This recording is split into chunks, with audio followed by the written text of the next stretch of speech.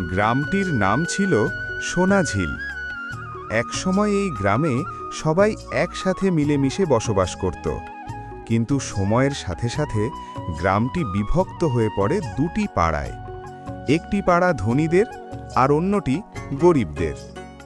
দু পাড়ার মাঝখানে দাঁড়িয়ে আছে একটি দেওয়াল, কিন্তু এই দেওয়াল শুধু ঘরের নয়, মানুষের হৃদয়েও তৈরি হয়ে যায়।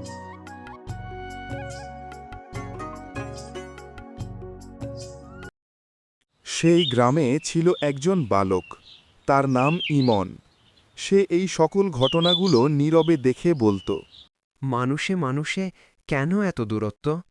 আমরা কি আলাদা মানুষ? হঠাৎ একদিন এই গ্রামে কালবৈশাখী ঝড়ের আবির্ভাব হয়।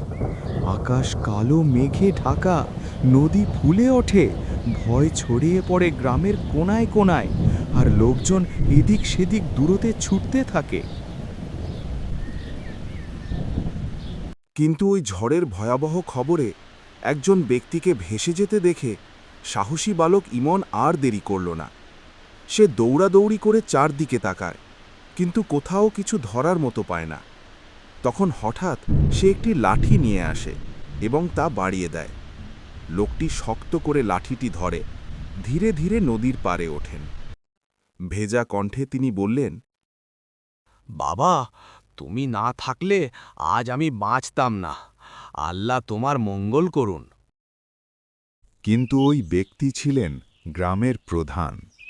তিনি বুঝতে পারলেন ঐক্যবদ্ধতাই রাষ্ট্রীয় এবং সামাজিক শক্তি। তাই তিনি গ্রামবাসীকে ডেকে জড়ো করলেন এবং সবাইকে বলতে লাগলেন, এখন থেকে আমরা গ্রামের সবাই ভাই ভাই। ধনী গরিব, বড় ছোট, শিক্ষিত অশিক্ষিত, এই ভেদাভেদ আর চলবে না। কারণ আমাদের পরিচয় শুধু একটাই, আমরা মানুষ। এই গ্রামে কেউ একা থাকবে না। কারো চোখে জল থাকলে আমরা সবাই মিলে তা মুছিয়ে দেব। কারো ঘরে অভাব থাকলে তা হবে আমাদের সবার দায়িত্ব। কারণ সমাজ তখনই সুন্দর হয় যখন একজন মানুষের কষ্ট আরেকজন নিজের বলে অনুভব করে। আমরা ঘৃণা নয়, ভালোবাসা বেছে নেব। আমরা লড়াই নয়, সমাধান খুঁজব।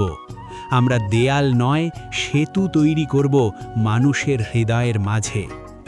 আজ থেকে নতুন করে শপথ, হিংসা নয়, মানবতা, ভেদাভেদ নয়, ঐক্য।